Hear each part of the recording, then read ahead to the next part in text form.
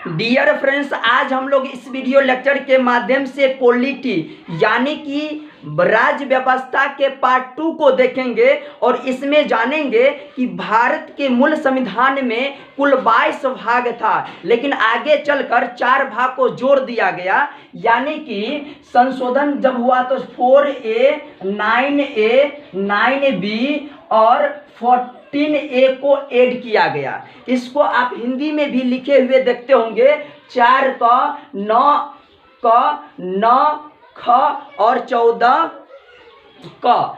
तो आपसे अगर पूछा जाएगा कि वर्तमान समय में संविधान में कुल कितने भाग है, तो आप चाहे तो 22 टिक लगा सकते हैं और कहीं कहीं पे ये 24 भी दिया जाता है। जानिए कि 22 कहाँ पे दिया जाता है और 25 कहाँ पे दिया जाता है। देखिए 22 अर्थात 22 वहाँ पे दिया जाता है जहाँ पे इस सेक्शन को ऐड नहीं किया जाता है, यानी कि खंड को ऐड नहीं किया जाता है।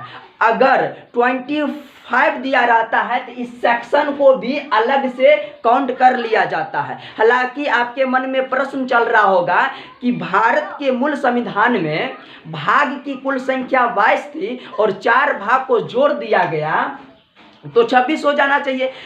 तो बिल्कुल 26 हो जाएगा, लेकिन भाग 7 को निरसित कर दिया गया, यानी कि संविधान से हटा दिया गया। इस तरह से वर्तमान समय में भारत के जो संविधान में भाग है उसकी संख्या 25 हो जाएगा। तो 25 में से आज भाग 1 के बारे में डिस्कशन करेंगे, जिसमें कहा गया है संघ एवं उसका राज्य क्षेत्र। और भाग 1 के अंतर्गत 4 आर्टिकल्स को पढ़ना पड़ता है, 1 से लेके 4 तक। आर्टिकल्स 1 में कहा गया है भारत राज्यों का संघ होगा। क्या होगा? भारत राज्यों का संघ होगा। हालांकि कहीं कहीं पे भारत को इंडिया भी लिखा जाता है, लेकिन संविधान में ज़्यादा इस पे बल दिया जाता है, क्योंकि जो भी चीज़ भारत में हो रहा है भारत के नाम से ही हो रहा है। जैसे आप देखते होंगे भारत का राष्ट्रगान जन गण मन अधिनायक जय है भारत भाग्य विधाता, तो यहाँ पे भारत भाग्य विधाता आ रहा है, इसीलिए इस चीज़ को ज़्यादा फोकस करेंगे। और आप अगर नारा देखे होंगे तो भारत माता की जय, इस चीज़ को ज़्यादा दिया जाता है। तो इसमें हो गया कि भारत राज्यों का संघ होगा। उसके बाद प्रश्न उठता है कि भारत में वर्तमान समय में कुल कितने राज्य हैं, तो ये आपको पता है कि 28 हो जाएगा। केंद्र शासित प्रदेश की संख्या कितनी है, तो ये हो जाएगा आपका वर्तमान समय में 8 हो जाएगा। ये पहला का समझिए कि पहला पॉइंट जान लिए हैं। अब पहला का दूसरा पॉइंट जानेंगे कि दूसरा पॉइंट में क्या दिया गया है। दूसरा पॉइंट में दिया गया है कि भारत में 28 राज्य और 8 केंद्र शासित प्रदेश है। कि कैसे पता चलेगा कि कौन कौन से राज्य और कौन कौन से केंद्र शासित प्रदेश है, तो यहाँ पे बताया गया है कि जो लिस्ट होता है, अनुसूची होता है पहला, उसमें इस चीज़ को बताया गया, स्पेसिफाइड किया गया है, यानी कि विनिर्दिष्ट किया गया, इंकित किया गया है कि भारत में इस तरह के 28 राज्य होगा और 8 केंद्र शासित प्रदेश होगा। और पहला का जो 3rd पॉइंट है, इसमें कहा गया है कि अगर भारत भविष्य में चाहे तो अर्जित क्षेत्र को कर सकता है और उस क्षेत्र को अपने में मिला सकता है। अर्जित क्षेत्र का मतलब होता है कि अगर भारत किसी भी क्षेत्र को कब्जा कर लेता है तो उसको अर्जित क्षेत्र के नाम से जाना जाता है। हालांकि भारत अभी तक कोई भी क्षेत्र को अर्जित नहीं किया है। उसके बाद तो यहाँ पे आप लिख सकते हैं अर्जित क्षेत्र। और ये समझिए कि सोच विचार के बहुत माइंड लगा के लिखे होंगे, क्योंकि उनको पता होगा कि भविष्य में ऐसा भी समस्या बन सकता है या अपॉर्चुनिटी आप मान के चलिए कि आ सकता है जहाँ पे किसी क्षेत्र को अर्जित करने की नौबत आ जाए। और यहाँ पे जो आर्टिकल 2 हो जाएगा, इसमें कहा गया है कि नए राज्यों का प्रवेश मिल सकता है। नए राज्यों का प्रवेश का मतलब ये है कि कोई भी विदेशी प्रांत है या विदेशी स्थान है उसको भारत में मिलाया जा सकता है।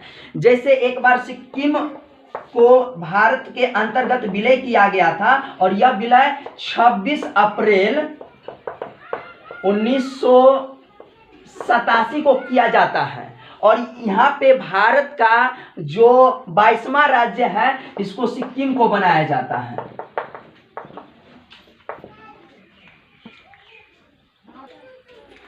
यहाँ पे आप 1975 याद रखिएगा, क्योंकि सिक्किम को भारत का 22वां राज्य 26 अप्रैल 1975 को बनाया जाता है, इसके लिए सॉरी। हालांकि आपको वहाँ पे बताया जाएगा कि 1987 में गोवा को भारत का 25वां राज्य बनाया जाता है, यानी कि स्थापना करवाया जाता है। तो ये पॉइंट क्लियर है। उसके बाद जो आर्टिकल्स आता है 3, इसमें कहा गया है कि भारत में राज्यों का निर्माण किया जा सकता है। भारत में राज्यों का निर्माण किया जा सकता है।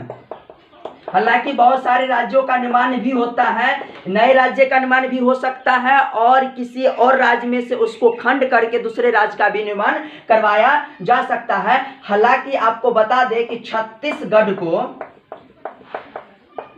भारत का राज्य बनाया गया था। इसका डेट हो जाएगा 1 नवंबर 2000 ईस्वी को। छत्तीसगढ़ को राज्य कब बनाया गया?